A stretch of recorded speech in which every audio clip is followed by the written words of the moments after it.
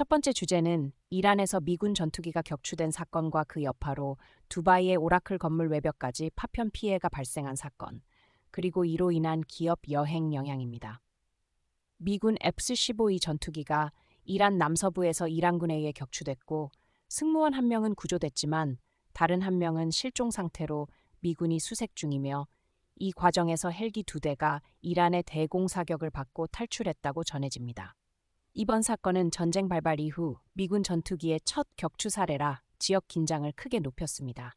이 충돌 과정에서 이란의 미사일 드론 발사와 요격 중 발생한 파편이 두바이의 오라클 사무실 외벽을 손상시키는 등 민간 시설 피해가 보고됐고 앞서 AWS 데이터 센터도 공격을 받아 서비스 장애가 발생한 바 있습니다. 전쟁 위협으로 호르무즈 통행 불안이 커지며 유가와 정제유 가격이 급등해 항공유 디젤 가격이 올라 항공사와 물류업체가 연료 할증 수수료를 도입하고 소규모 사업자는 마진 압박을 받고 있으며 아시아 여행객들은 높은 항공료와 안전 우려로 중동행을 취소하거나 회피하면서 항공권 취소율이 업체별로 20더 30%가량 증가하고 동남아 내 이동이나 인근 허브로의 여행 패턴 전환이 뚜렷해지는 상황입니다. 두 번째 주제는 이란 긴장으로 국제 유가가 급등해 WTI 기준 배럴당 112달러를 넘긴 상황과 이를 완화하기 위한 전략 비축유 방출, 그리고 물류비 상승을 반영한 아마존의 판매자 추가 요금 도입입니다. 미국은 전략 비축유에서 추가로 1,000만 배럴을 방출하기로 했고 이는 32개 국가의 공동 방출로 총 4억 배럴 규모의 일부로서 일부 물량은 텍사스 브라이언 마운드 지점에서 인출됩니다. 다만 골드만삭스 등은 이 방출만으로는 지속적 공급 차질을 메우기엔 불충분할 수 있고 호르무즈 봉쇄 등 최악의 시나리오가 계속되면 수급 부족이 더 커질 수 있다고 경고합니다. 유가 상승에 따라 물류, 연료비가 연쇄적으로 오르자 아마존은 4월 17일부터 미국, 캐나다에서 FBA를 이용하는 제3자 판매자에게 3.5%의 연료 물류 관련 추가 요금을 부과하기로 했고 UPS, FedEx, 미 우체국 등도 이미 연료 할증을 도입했으며 연준 관련 인사들은 유가 충격이 항공료 등 가격 전반으로 몇 달에서 1년가량 전이될 수 있다고 경고하고 있습니다.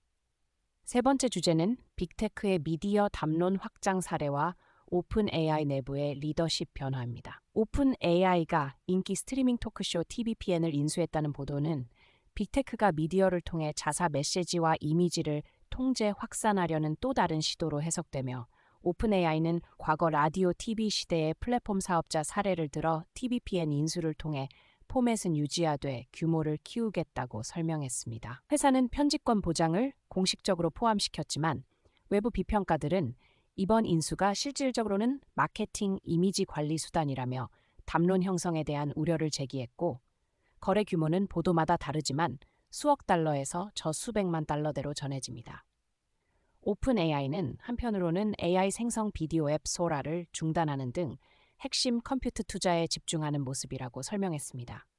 동시에 PG시모가 만성 신경면역 질환 비츠 악화로 몇 주간 의료 휴가를 내면서 그 기간 그렉 브록맨이 제품 업무를 감독하고 브래드 라이트 캡은 특별 프로젝트로 이동해 샘 올트만에게 직접 보고하며 드니즈 드레서가 라이트 캡의 대부분 업무를 맡고 마케팅 책임자 케이트 루치는 암 치료로 주요 직무에서 물러나 역할을 축소해 복귀할 예정이라는 조직 조정이 이루어지고 있습니다.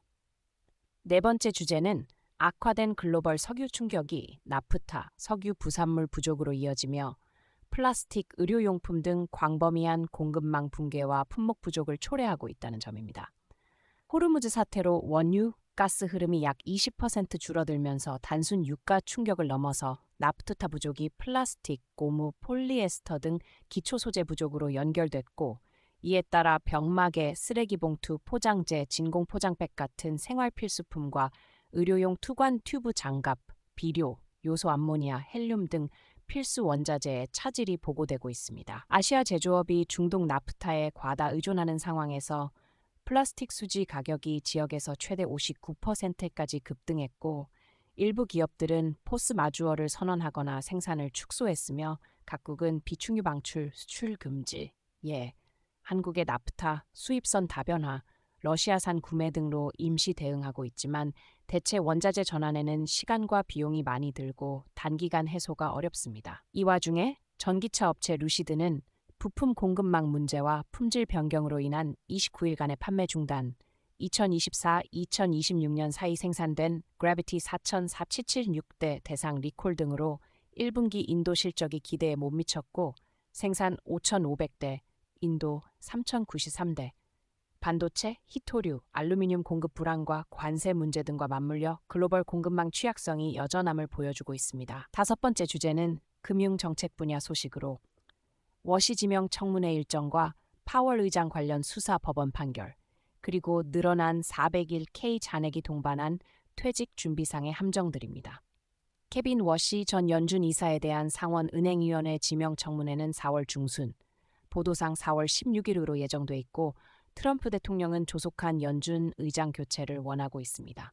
한편 제롬 파월 연준 의장 관련 형사수사가 진행 중인데 워싱턴 DC 연방법원 보아스버그 판사는 연준에 대한 소환장 집행을 기소 목적 외에 부당한 압력으로 보고 소환 집행을 제안했으며 검찰은 항고할 예정이라 법적 다툼이 이어질 것으로 보이고 상원 내 일부 의원은 수사가 정리될 때까지 워시 표결을 막겠다고 밝혀 연준 독립성과 정치적 간섭 우려가 커지고 있습니다. 개인 재무 측면에선 근로자들의 잔액이 사상 최대 수준으로 불어났지만 은퇴는 부자인데 현금이 부족한 상황. 필수 인출 RMD로 인한 세부담과 메디케어 보험료 IR 상승, 조기 인출 페널티 등 문제가 발생할 수 있어 전문가들은 계좌 유형을 세전세 로스, 과세 계좌로 분산해 인출 유연성을 확보하고 55세 규칙 72 등 조기 인출 예외를 검토하며 필요하면 로스 전환으로 세금 전략을 짜고 비상현금은 은퇴 계좌 외에 별도로 확보하라고 권고하고 있습니다.